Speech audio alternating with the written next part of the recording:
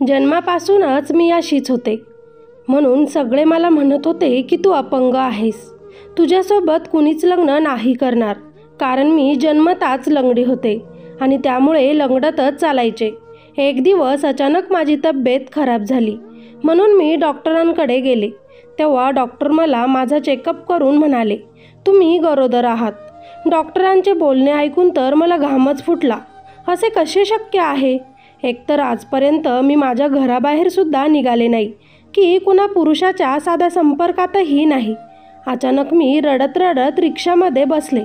घरी पोहोचताच त्या रिक्षा ड्रायव्हरने मला एक चिठ्ठी दिली आणि म्हणाला, काळजी करू नकोस. मध्यरात्र झाल्यावर नवरीसारखं तयार होऊन तुमच्या घराच्या गच्चीवर जाऊन बस. मी माझी इज्जत वाचवण्यासाठी त्याचे म्हणणे ऐकले. जशी रात्र झाली, मी नवरी बनून आमच्या छतावर गेले आणि बसले. मला आता तिथे बसून थोडाच वेळ झाला होता. तोच अतिशय धक्कादायक घडले, ज्याने माझे पूर्ण जीवन आलटपालट केले. माझे नाव सलोनी आहे आणि माझा जन्म एका गरीब कुटुंबात झाला होता. माझा जन्म झाला होता त्यावेळेस माझ्या एका पायात थोडा प्रॉब्लेम होता. त्यामुळे मी लंगडत लंगडत चालत होते. सामान्य शब्दात म्हणायचे तर मी लहानपणापासूनच अपंग होते.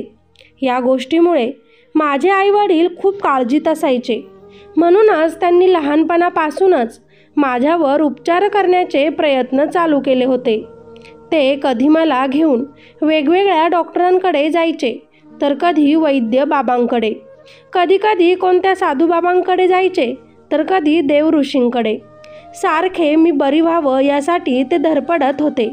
माझ्यासाठी जेवढे ते करू शकत होते तेवढे त्यांनी केले, पण त्यांच्या प्रयत्नांना यश आले नाही. माझा पाय ठीक होतच नव्हता. शेवटी कंटाळून माझ्यावरचे उपचार थांबले आणि माझ्या आईवडिलांनी मला अपंगाच्या शाळेत टाकले. मी शाळेत खूप हुशार विद्यार्थिनी होते. आता मी 12वीपर्यंत त्याच शाळेत शिकले. दिवसामागून दिवस जात होते. तशी मी मोठी होत होते. मला माझ्या अपंग असण्यावर काहीच अडचण नव्हती. फक्त माझी मोठी बहीण मला नेहमीच मी अपंग असण्यावरून खूप चिडवायची. ती लहानपणापासूनच मला लंगडे लंगडे असं म्हणायची आणि मला खूप अपमानितसुद्धा करत होती. पण मी तिला काहीच म्हणत नव्हते, कारण ती माझी मोठी बहीण होती. कधी तर माझी मोठी चुलती आणि आत्यासुद्धा माझी चेष्टा करायचे, पण मी गुपचूप सगळे सहन करत होते. कुणालाच काहीच बोलत नसे. तिथल्या बायका म्हणायच्या की सलोनीचे लग्नच होऊ शकत नाही. त्या बायका मला त्यांच्या मुलीच्या लग्नावरून जळवायच्या. सुरुवातीला तर मी खूप रडत होते, पण शेवटी मी माझे सत्य स्वीकारले होते. 12वी केल्यानंतर मी पुढच्या शिक्षणासाठी ॲडमिशन घेतले. तेव्हा माझी बहीण ग्रॅज्युएशन करत होती.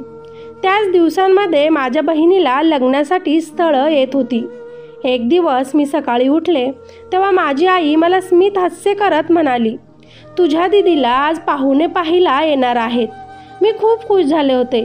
संध्याकाळी मुलाकडचे आले होते. माझी बहीण त्यांना पसंत आली होती. पाहुणे सगळे बसले होते. तेव्हा मी किचनकडे जायला निघाले. तेव्हा माझ्या बहिणीच्या होणाऱ्या सासूने मला चालताना पाहिले. त्या लगेच त्यांच्या जागेवरून उठल्या आणि म्हणाल्या, तुमची मुलगी तर अपंग आहे. बसलेले सगळे लोक सावध झाले. माझे चुलते म्हणाले, ताईसाहेब, तुम्ही जी मुलगी पसंत केली आहे ती अपंग नाही आहे. तर त्या लगेच म्हणाल्या, पण तुमच्या खानदानात अपंगता आहे म्हटल्यावर आमची होणारी पुढची पिढीसुद्धा अपंग होऊ शकते. आम्हाला असल्या खानदानातील मुलगी नको आहे, ज्यांची एक मुलगी अपंग आहे. एवढे बोलून ते निघून गेले. माझ्या घरचे सगळे लोक त्यांना थांबवत होते, पण ते थांबले नाहीत. लग्न मोडण्याचा सगळा आरोप माझ्यावर आला. माझ्यामुळे तर माझ्या आईबाबांना पण खूप जास्त ऐकवणूक झाली. अशाच प्रकारे दिवस जात होते आणि जे लोक माझ्या बहिणीसाठी स्थळं घेऊन येत होते ते लोक माझा अपंगपणा पाहून निघून जात होते. मी 12वी पास झाले होते. पुढचं शिक्षण सुरू होतं. दीदीसोबत आता माझे पण लग्नाचे वय झाले होते. माझ्या बहिणीबरोबरच आता माझ्या लग्नाची काळजी माझ्या आईवडिलांना लागून राहिली होती.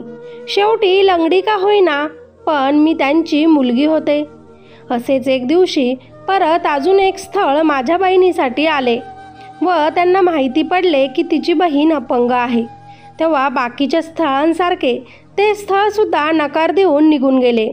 माझ्यामुळे माझ्या बहिणीचे लग्न जमत नव्हते, म्हणून माझ्या बहिणीला माझा खूप राग येत होता.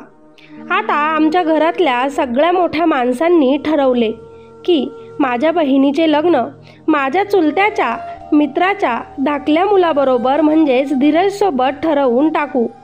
ते लोक आमच्या शेजारीच राहत होते. आमच्या घरापासून अगदी थोड्या अंतरावर त्यांचं घर होतं. माझ्या बहिणीला तो मुलगा धीरज अजिबातही पसंत नव्हता, पण गरीब कुटुंबात मुलीचे म्हणणे कुठे ऐकले जाते. त्यामुळे माझ्या बहिणीचे आणि धीरजचे लग्न घरच्यांनी ठरवून टाकले. माझी बहीण या स्थळाला घेऊन अजिबातही खुश नव्हती. उलट ती खूपच रागात होती आणि त्याच रागाच्या आगीमध्ये ती जळत होती, कारण तिच्या मनाविरुद्ध लग्न जमवले होते. दीदीचं तर लग्न जमले, पण माझ्यासाठी सुद्धा कोणतेच स्थळ येत नव्हते. त्यामुळे मी खूप काळजीत होते. मी आता 20 वर्षांची झाली होते. मी पायाने अपंग होते, त्यामुळे एकटी घराच्या बाहेर सुद्धा मी जाऊ शकत नव्हते. संपूर्ण दिवस मी आमच्या घरातच असायचे. माझे झालेले दाजी धीरज काहीच काम करत नव्हते. ते खूपच कामचोर होते. माझी बहीण त्यांच्यासोबत स्वतःचे आयुष्य बर्बाद करू शकत नव्हती. माझ्या बहिणीने ग्रॅज्युएशन केले होते, त्यामुळे तिने जॉब करण्याचा हट्ट केला. शेवटी वडिलांनी तिचा हट्ट ऐकला, कारण कमीत कमी पैशांचा सपोर्ट तरी तिला मिळेल. आणि मग माझ्या बहिणीला एका मोठ्या हॉस्पिटलमध्ये कॉल सेंटरची नोकरी मिळाली. असेच दिवस निघून जात होते आणि आता माझ्या बहिणीच्या लग्नाची तयारी आमच्या घरात सुरू झाली होती. माझ्या बहिणीला लग्न करण्याची अजिबात इच्छा नव्हती, पण तरीही बिचारी हे सहन करत होती. मला पण माझ्या बहिणीवर खूप दया येत होती, पण मी तिच्यासाठी काहीच करू शकत नव्हते. माझ्याचमुळे तिच्यावर ही वेळ आली आहे. मी स्वतःला कोसत होते. काही दिवसांपासून माझ्या पोटात सारखं दुखत होते. मी माझ्या आईला सांगितले तर माझी आई म्हणाली, आपण डॉक्टरांकडे जाऊ आणि बघू. पण माझे चुलते ओरडूनच म्हणाले की या अपंग मुलीला डॉक्टरांकडे नेण्याची काहीच गरज नाही. काय फायदा आहे आम्हाला या मुलीचा? आजपर्यंत तिच्या उपचारासाठी खूप पैसा खर्च झाला आहे आमचा, तरीसुद्धा ही ठीक झाली नाही आणि अजून आजार ओढवून घेतले आहे या मुलीने. आईने चुलत्यासोबत बोलण्याचा प्रयत्न केला, पण माझ्या चुलत्याचेच आमच्या घरात चालायचे, कारण ते माझ्या वडिलांचे मोठे भाऊ होते. माझे चुलते हे सुद्धा म्हणाले होते की मरत असेल तर मरू द्या तिला एकदाचे. कुठे तिचे लग्न होणार आहे आता? ही तर एक अपंग मुलगी आहे. संपूर्ण आयुष्य आपल्यावर ओझच बनून राहणार आहे असंच वाटत आहे. माझ्या चुलत्याचे हे असे टोचून बोलणे धारेदार बाणाच्या टोकासारखे माझ्या हृदयाला टोचले होते. त्यांचे असे बोलणे माझ्या मनाला खूपच लागले होते. त्या दिवसानंतर मी माझ्या आजाराबद्दल कुणालाच घरात सांगितले नाही आणि हॉस्पिटलमध्ये सुद्धा गेले नाही. माझ्या पोटाचे दुखणे हे वाढू लागले होते आणि आता मला उलट्यासुद्धा होऊ लागल्या होत्या. माझी दीदी माझ्यावर नाराज तर होती, पण ती माझ्यावर प्रेमसुद्धा खूपच करत होती. एक दिवस जेव्हा मी पोटातल्या दुखण्याने तडपत होते, रडत होते, तेव्हा माझ्या बहिणीनं मला पाहिलं आणि जोरात माझ्याजवळ येत मला म्हणाली, सलोनी, काय झाले आहे ग तुला? मी माझ्या दीदीला सगळं काही सांगितलं. तेव्हा दीदी माझ्यावर खूप ओरडली आणि म्हणाली, सलोनी, तू मला हे सगळं अगोदरच का नाही सांगितलं? मी तर रोजच हॉस्पिटलला जात असते, नोकरी करते ना तिथे. उद्या तू माझ्यासोबत चल, मी तुला एका चांगल्या लेडी डॉक्टरला दाखवते. हे ऐकून मी सुद्धा खुश झाले. मग दुसऱ्या दिवशी माझ्या दीदीने आमच्या चुलत्यांना सांगितले की मी सलोनीला माझ्या एका मैत्रिणीकडे घेऊन चालले आहे. आता माझे चुलते बहिणीवरच रागवले आणि म्हणाले, या लंगड्या मुलीला तू तुझ्यासोबत घेऊन नको जात जाऊ. ही खूपच वाईट आहे, अपशकुनी आहे. पण दीदीने हट्ट करून चुलत्याला मनवले आणि नंतर दीदी आणि मी हॉस्पिटलमध्ये निघालो. हॉस्पिटल आमच्या घरापासून अर्ध्या तासाच्याच अंतरावर होते. थोड्याच वेळात आम्ही हॉस्पिटलला पोहोचलो. मी माझ्या कुबड्यांच्या सहाय्याने चालत होते. जेव्हा आम्ही हॉस्पिटलला पोहोचलो तेव्हा डॉक्टर मॅडमला यायला वेळ होता. त्यामुळे तिथेच आम्ही बसून त्यांची वाट पाहू लागलो. जेव्हा डॉक्टर मॅडम आल्या तेव्हा माझ्या दीदीने मला डॉक्टरांच्या जवळ बसवले आणि ती तिच्या कामासाठी बाहेर निघून गेली आणि म्हणाली, सलोनी, जर कोणत्याही गोष्टीची गरज पडली तर मला लगेच बोलव, मी बाहेरच आहे. कारण माझी बहीण तिथेच कामाला होती. मी म्हणाले, ठीक आहे. डॉक्टर मॅडमने माझा चेकअप केला आणि नंतर मला आश्चर्यचकित करून टाकणारी एक बातमी सांगितली. त्या ज्या बोलल्या त्या ऐकून माझ्या पायाखालची जमीन सरकली.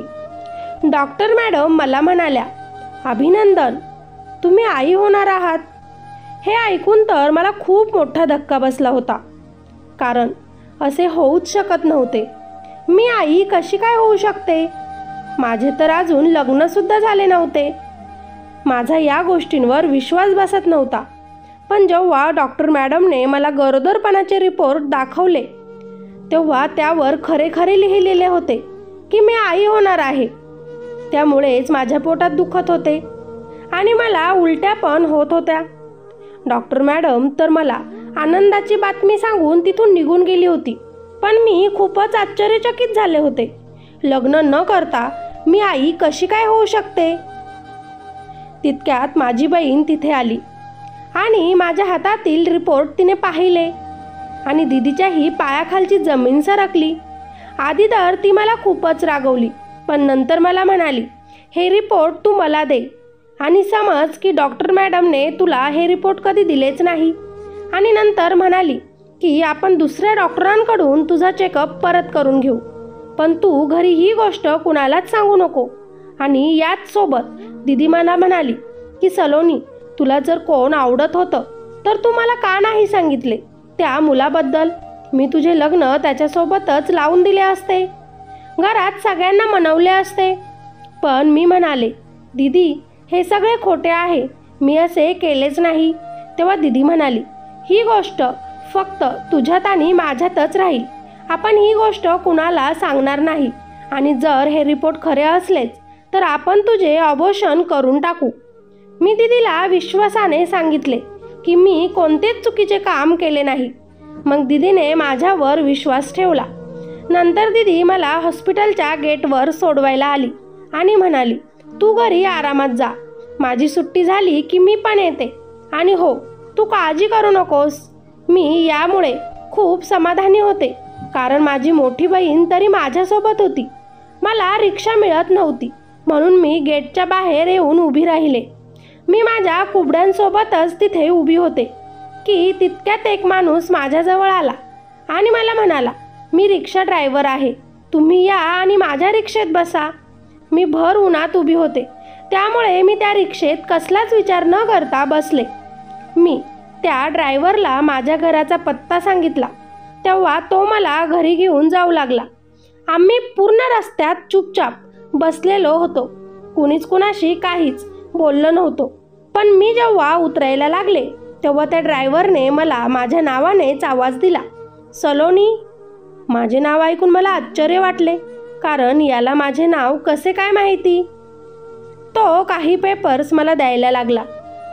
मी गाडीत विसरले होते त्यामुळे मी ते पेपर घ्यायला लागले. तेव्हा तो मला म्हणाला, तुमच्या प्रेग्नेन्सीचे रिपोर्ट आहेत वाटतं. त्याचे हे बोलणे ऐकताच मला धक्का बसला कारण ही गोष्ट फक्त मला आणि माझ्या बहिणीला आणि त्या डॉक्टर मॅडमलाच माहिती होती. या ड्रायव्हरला कसे काय माहिती झाले? मला काळजीत पाहून तो ड्रायव्हर म्हणाला, जर तुला माहिती करून घ्यायचे असेल की सत्य काय आहे, बिना लग्नाची तू आई कशी काय होऊ शकते, तर याच्यासाठी तुला आज रात्री तुझ्या घरातील सगळे लोक झोपल्यानंतर नवरीसारखे तयार होऊन तुमच्या घराच्या छतावर म्हणजेच गच्चीवर यावे लागेल आणि तो हे सुद्धा म्हणाला की मी एक साधू बाबाला ओळखतो, ज्यांनी मला या गोष्टीबद्दल सांगितले. एवढे बोलून तो ड्रायव्हर निघून गेला. पण मी तिथेच आश्चर्यचकित होऊन उभीच होते. टेन्शनमध्ये मी जेव्हा घरी आले तेव्हा मला माझ्या आईने माझ्या तब्येतीविषयी विचारले. तेव्हा मी तिला म्हणाले, मी बिलकुल ठीक आहे आई. आणि त्याबरोबरच हे पण सांगितले की दीदीच्या मैत्रिणीला भेटायला गेलो होतो, ते लोक खूप छान आहेत. पण माझ्या आईला माहिती पडले होते की मी हॉस्पिटलमधून आले आहे. मी खूपच टेन्शनमध्ये होते की हे सगळं माझ्यासोबत काय घडत आहे. मी बिना लग्नाची असून आणि कोणत्याच पुरुषाला न भेटता कशी काय आई होऊ शकते. पण नंतर त्या ड्रायव्हरला हे सगळं कसे काय माहिती पडले, त्याला मला रात्री काय सत्य सांगायचे आहे. मी खूपच हैराण झाले होते की आता मी काय करू. दीदी जेव्हा रात्री कामावरून परत आली तेव्हा ती सरळ माझ्या रूममध्ये आली होती आणि मला दिलासा द्यायला लागली होती. मला म्हणाली, सर्व काही ठीक होईल, काळजी करू नकोस आणि परवा आपण परत दुसऱ्या डॉक्टरांकडे टेस्ट करायला जाऊ. दीदीने मला खूप दिलासा दिला आणि ती तिथून निघून गेली. पण घाईघाईत मी माझ्या बहिणीला त्या ड्रायव्हरबद्दल सांगायचेच विसरले. रात्री जेव्हा सगळे घरचे झोपले होते तेव्हा मी प्रत्येकाच्या रूममध्ये जाऊन पाहून आले की सगळे झोपलेत की नाही. नंतर माझ्या रूममध्ये येऊन नवरीसारखे तयार व्हायला लागले. मी अपंग होते, त्यामुळे माझ्या रूममध्ये कोणीच झोपत नव्हते. मी एकटीच झोपत होते. मी माझाच मेकअप केला आणि नवरीसारखी तयार होऊन वरती गच्चीकडे गेले. मला त्या ड्रायव्हरने नवरीसारखे तयार व्हायला लावले होते आणि सोबतच साधूबाबांचे सुद्धा नाव घेतले होते. त्यामुळे मला सजायलाच लागले. मी गच्चीवर गेले, पण गच्चीवर कोणीच नव्हते. मी काही वेळ तिथेच उभी राहिले. नंतर मी पाहिले की कोणीतरी आमच्या शेजारच्या गच्चीवरून उडी मारून आमच्या गच्चीवर येत आहे. मी खूपच घाबरले, पण तोच ड्रायव्हर होता. त्याने येताच मला पकडले आणि माझ्या डोळ्यात पाहू लागला. मी खूप घाबरले होते, कारण एका पुरुषाने माझे हात पकडले होते. मी स्वतःला सोडवण्याचा खूप प्रयत्न केला, पण त्याने माझा हात घट्ट पकडला होता. तो म्हणाला, घाबरू नकोस, मी तुझी मदत करायलाच आलो आहे. मला साधूबाबांनी इथे पाठवले आहे. त्यांनी मला सांगितले की तू एका जिनच्या कारस्थानामुळे आई होणार आहे आणि याच्यासाठी तू लग्न करणे गरजेचे आहे. तू माझ्यासोबत लग्न कर, म्हणजे तो जिन तुझ्यापासून लांब होईल आणि तुझ्या मुलाला सुद्धा मी माझे नाव देईन. हे बघ, मी एका ब्राह्मणाला सुद्धा आणले आहे. एवढे बोलून रिक्षा ड्रायव्हरने दुसरीकडे हाताचा इशारा केला. तेव्हा शेजारच्या गच्चीवरून आमच्या गच्चीवर एक माणूस आला. तो माणूस ब्राह्मणच वाटत होता. त्यानंतर तो रिक्षा ड्रायव्हर मला म्हणाला की तू माझ्याशी लग्न कर, मी तुझ्या मुलाला माझे नाव देईन. हे तो बोलतच होता की त्याच वेळेला माझी चुलती आणि आत्या पायऱ्यांवरून गच्चीवर येत होती. माझ्या आत्याने हे सर्व दृश्य पाहिले होते आणि ऐकले सुद्धा होते. माझी आत्या मला तिथूनच जोरजोरात ओरडायला लागली. मी खूप घाबरले होते.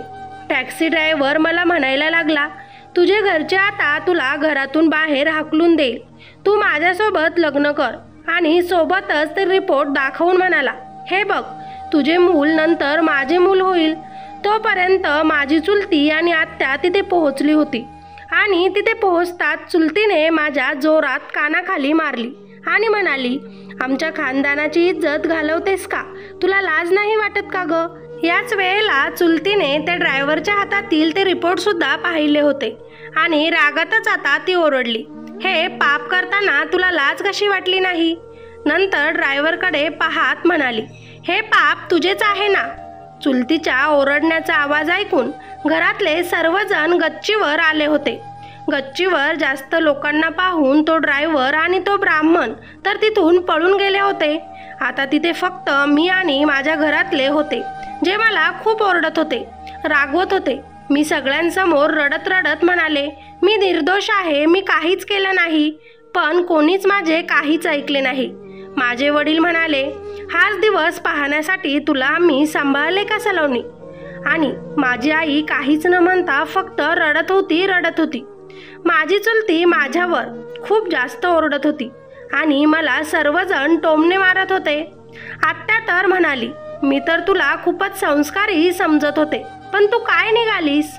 चुलतीने आणि आत्याने हे सुद्धा म्हटले की या असल्या मुलीला लगेच घरातून हाकलून द्या. ही मुलगी आपल्या दुसऱ्या मुलांना सुद्धा बिघडवून टाकेल. घरातला प्रत्येक माणूस माझ्यावर ओरडत होता, रागवत होता आणि मी प्रत्येकासमोर माझी बाजू मांडण्याचा प्रयत्न करत होते, पण कोणीच माझे काहीही ऐकत नव्हते.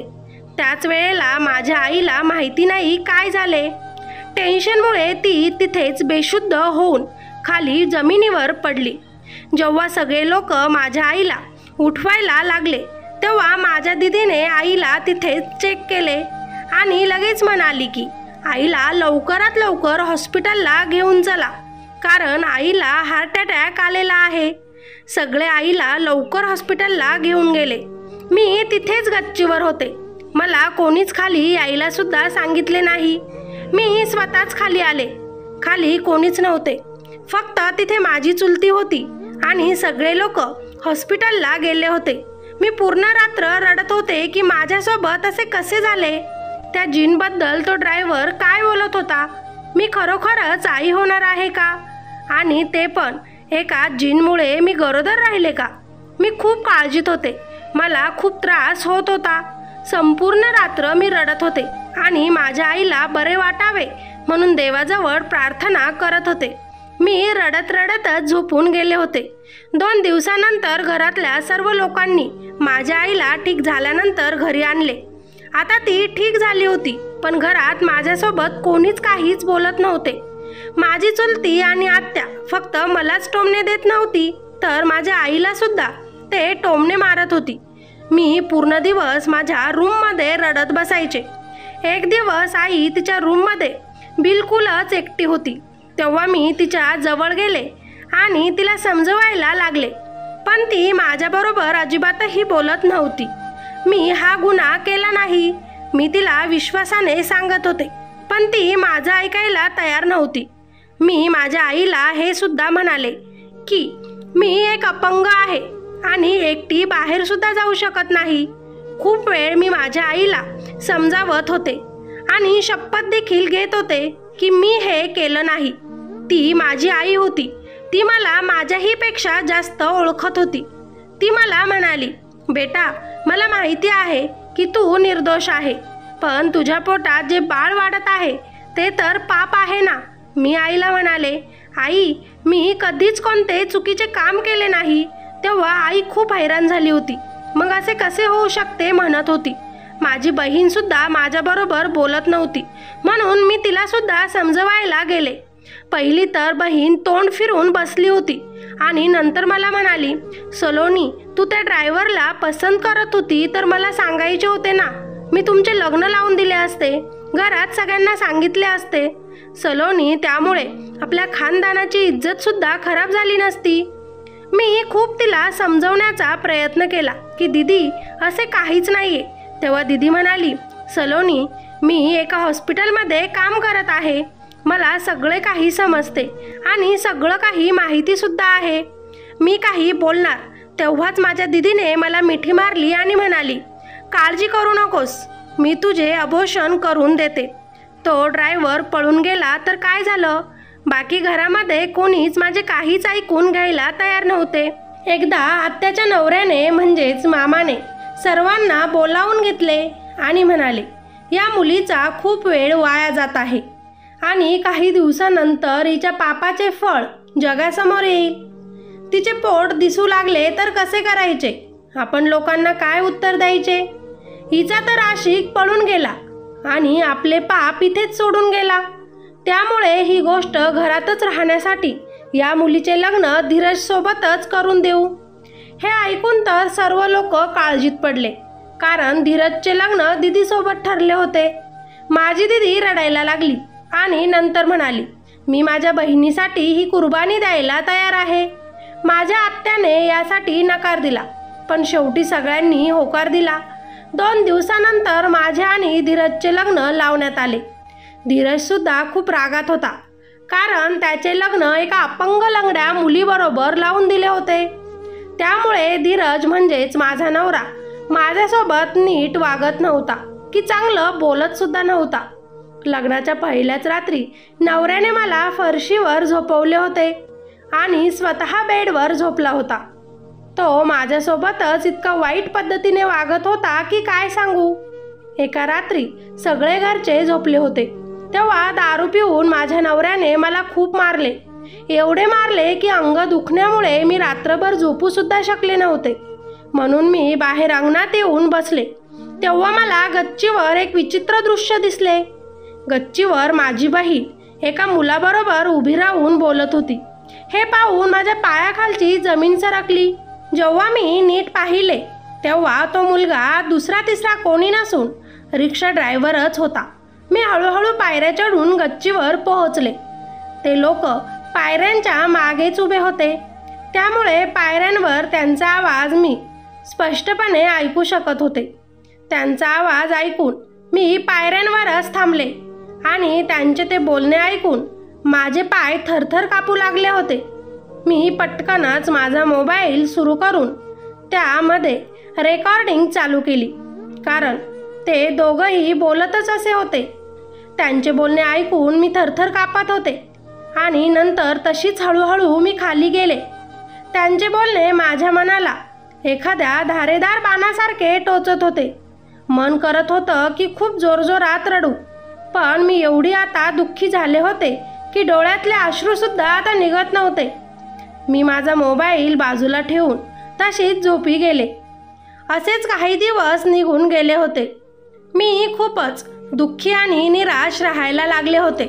एक दिवस माझा नवरा माझ्याजवळ आला आणि मला काही पेपर्स दिले आणि म्हणाला, हे वाच, हे तुझ्या प्रेग्नेन्सीचे रिपोर्ट आहेत. मी आश्चर्याने त्या पेपर्सला उचलले आणि वाचायला लागले. त्या रिपोर्टमध्ये लिहिले होते की मी गरोदर नाहीये. ते रिपोर्ट वाचून मला खूप आनंद झाला आणि मी धीरजला विचारले, तुम्हाला ही गोष्ट कशी काय माहिती झाली? तर ते मला म्हणाले, मी तुझ्या मोबाईलमध्ये रेकॉर्डिंग ऐकली होती जेव्हा तू त्या दिवशी झोपलेली होती आणि त्याच्यामुळेच मला सर्व काही कळाले. खरं तर त्या दिवशी माझी बहीण गच्चीवर त्या टॅक्सी ड्रायव्हरसोबत याच गोष्टीबाबत बोलत होती. तो ड्रायव्हर माझा नाही तर माझ्या बहिणीचा प्रियकर होता आणि माझी बहीणसुद्धा त्याच्यावर प्रेम करत होती. त्याच्याबरोबर ती लग्न करणार होती आणि दुर्भाग्य असे होते की माझ्या बहिणीने त्याच्यासोबत गुपचूप लग्नसुद्धा केले होते आणि ती आता त्याच्या मुलाची आई होणार होती. जेव्हा माझ्या बहिणीचे धीरजसोबत लग्न ठरले गेले होते तेव्हा ती खूपच घाबरली होती आणि तेव्हाच तिला एक कल्पना सुचली होती आणि त्याच वेळेस मला पोट खराब आणि उलटी होण्याचे औषध तिने दिले होते. ते औषध तिने माझ्या जेवणात पाण्यात मिसळले होते ज्याच्यामुळे माझ्या पोटात खूप दुखत होते आणि मला उलट्या होत होत्या. जेव्हा मी चेकअप करण्यासाठी डॉक्टरांजवळ गेले तेव्हा तिने रिपोर्टवरचे नाव बदलले होते. खरं तर माझ्या बहिणीने विचार करूनच मुद्दाम माझे आयुष्य बर्बाद करून टाकले होते. त्या ड्रायव्हरचे रात्रीचे आमच्या गच्चीवर येणे तो सगळा काही प्लॅन माझ्या बहिणीचाच होता आणि त्या दिवशी रात्री माझ्या चुलतीला आणि माझ्या आत्याला सुद्धा गच्चीवर माझ्या बहिणीनेच विचार करून पाठवले होते. त्या रात्री मला माहिती पडले होते की माझी बहीण, जी मला कधी लाडाने बेटू तर कधी सलू म्हणते, ती माझी सख्खी बहीण नाहीच आहे. माझ्या वडिलांनी माझ्या आईसोबत दुसरे लग्न केले होते. खरं तर त्यांची पहिली बायको कोणत्या तरी कारणाने स्वर्गवासी झाली होती. माझ्या बहिणीने माझी सावत्र बहीण होण्याचे संपूर्ण कर्तव्य निभावले होते. धीरज मला म्हणाल्या की जेव्हा मी ही रेकॉर्डिंग ऐकली त्याच वेळेस त्यांनी त्या ड्रायव्हरची पूर्णपणे माहिती घेतली आणि त्याच्याकडून खरे रिपोर्ट काढून घेतले होते. धीरजने माझे अश्रू पुसले आणि मला म्हणाला की आजपासून म्हणजेच आत्ताचपासून मी तुझ्यासोबत कधीच वाईट वागणार नाही. तुला कधीच मी आता मारणार नाही. माझा नवरा माझी माफी मागायला लागला होता. आमचे बोलणे माझ्या आत्याने रूमच्या बाहेर उभी राहून ऐकले होते आणि सगळ्या घरातच तिने तमाशा मांडला होता. रात्रीची वेळ होती जेव्हा सगळ्यांना ही बातमी मिळाली. त्याच वेळेला माझी बहीण त्या ड्रायव्हरसोबत घरातून पळून गेली होती. ती स्वतः तर पळून गेली होतीच, पण माझ्या घरच्यांची इज्जतसुद्धा तिच्यासोबत घेऊन गेली होती. काही दिवसांनी सगळे काही हळूहळू ठीक व्हायला लागले होते. आता सगळं काही नॉर्मल झाले होते. सगळ्यांनी मला माफ केले होते. माझा नवरासुद्धा माझ्यावर आता प्रेम करू लागला होता आणि आमच्याच प्रेमाचा असर होता की माझा कामचोर नवरा धीरज आता कामावर जायला लागला होता आणि त्याने सगळे घर सांभाळले होते. आईसुद्धा माझ्यावर आता प्रेम करू लागली होती. सगळं काही हळूहळू ठीक झालं होतं आणि एक दिवशी मला एक खुशखबरी मिळाली. यावेळेस मी खरंच आई होणार आहे म्हणून खूप खुश होते. मी कायम विचार करायचे की माझ्या बहिणीने माझेच नाही तर सगळ्यांचे आयुष्य बर्बाद केले होते. तिने असं नको करायला हवे होते. तरी पण माझ्या उरलेल्या आयुष्यात खूप चांगले झाले होते आणि खूप आनंद भरला होता. म्हणून मी देवाजवळ प्रार्थना करते की देव माझ्या बहिणीला माझ्यासारखेच आनंदित ठेवो. जिथं असेल तिथं ती सुखी राहो. मित्र आणि मैत्रिणींनो, या गोष्टीचे तात्पर्य जे घडायचे असते नशिबात ते घडतच असते. कुणाचं आयुष्य बर्बाद करू नका, म्हणजे तुमचंही आयुष्य आनंदी झाल्याशिवाय अजिबातही राहणार नाही. कर्म चांगले करा, फळ सुद्धा चांगलेच मिळेल. ही स्टोरी आवडली असेल तर नक्कीच लाईक करा आणि आपल्या चॅनलवर आज जर पहिल्यांदाच नवीन आले असाल तर चॅनलला सबस्क्राईब नक्की करा. कॉमेंट करून आपल्या प्रतिक्रिया नोंदवा. तुम्हाला ही स्टोरी कशी वाटली मला नक्की सांगा. चला तर मग भेटूया अशाच एका इंटरेस्टिंग स्टोरीमध्ये. तोपर्यंत धन्यवाद.